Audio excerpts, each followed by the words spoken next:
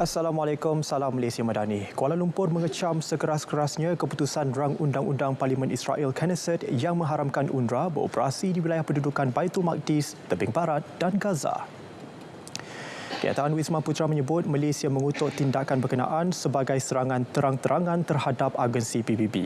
Malaysia menegaskan rejim Zionis tidak mempunyai kedaulatan ke atas Palestin yang diduduki. Kehadiran UNRWA diiktiraf menerusi perjanjian antara Palestin bersama PBB. Justru Malaysia kekal teguh dengan komitmen menyokong UNRWA. Masyarakat antarabangsa harus mengambil tindakan tegas dan segera terhadap RUU itu demi melindungi UNRWA dan menamatkan pembunuhan beramai-ramai terhadap rakyat Palestin.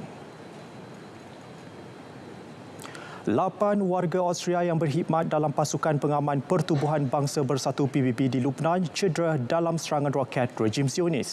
Perkara itu disahkan Menteri Luar Austria pada Selasa. Dalam hantaran di platform X, Alexander Schallenberg berkata bahawa beliau marah dengan tindakan serangan tersebut. Menurutnya, keselamatan dan perlindungan terhadap tentera topi biru mesti dijamin pada setiap masa. Serangan ke atas pasukan pengaman PBB juga adalah pelanggaran serius undang-undang antarabangsa dan sama sekali tidak boleh diterima. UNIFIL beroperasi antara Sungai Litani di selatan Lubnan dan Garisan Biru yang berfungsi sebagai sempadan dengan negara haram Israel. Ia sebagai sebahagian daripada mandat di bawah resolusi 1701 Majlis Keselamatan Pertubuhan Bangsa Bersatu untuk mengekalkan keselamatan di rantau itu. Hizbullah mengumumkan memilih timbalan ketuanya Naim Qasim sebagai pengganti Hassan Nasrallah sebagai pemimpin baru.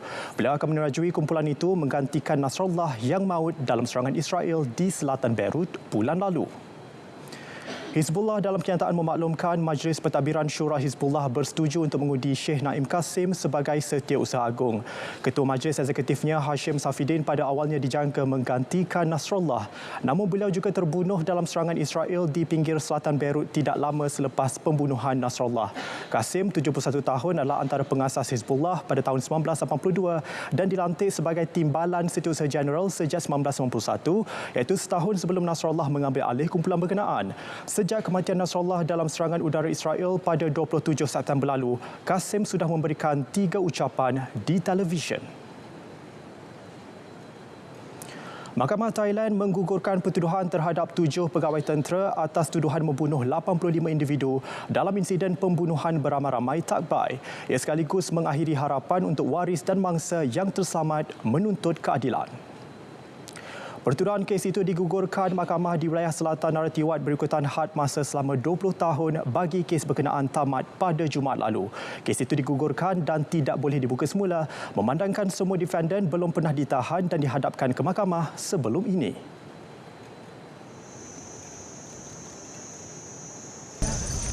Kau ความยุติธรรมให้เหมือนกับที่เขาทำเพราะเราอยู่ในประเทศไทยด้วยกันใช่ไหม อยากให้ต่ออายุอยากให้ยังไงก็จะให้จับได้คนที่กระทำผิดนะ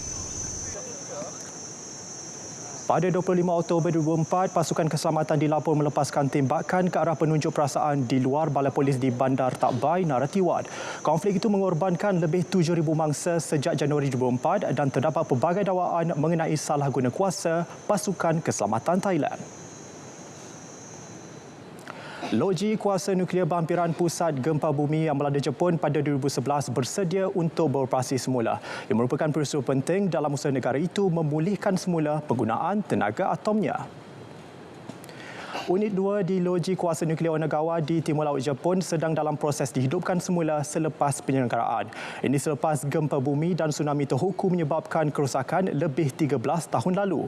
Sementara itu, syarikat tenaga elektrik Tohoku akan bertanggungjawab memulakan unit di Onagawa. Protokol ketat dilaksana berikutan loji tersebut tidak beroperasi dalam tempoh yang lama. Tenaga nuklear sebelum ini menyumbang sekitar 25% daripada bekalan elektrik Jepun sebelum bencana, tetapi ia hanya menyumbang 6% setakat Mac 2023. Baik, sekian Dunia 10 dari Sungai ke Segara Palestin Pasti Merdeka. Assalamualaikum, salam Malaysia Madani.